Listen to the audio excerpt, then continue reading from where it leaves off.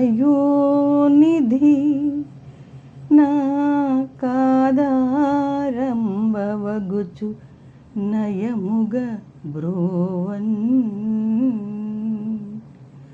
నాకేల ఇతర చింతలు నాకాది పవినుత లోకనాయక కృష్ణ.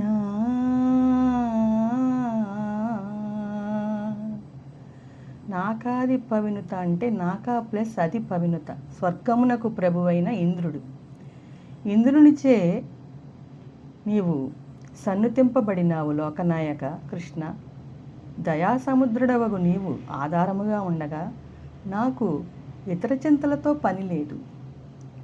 నీవు నా యందుండగా ఇతర చింతలతో పని ఏమి?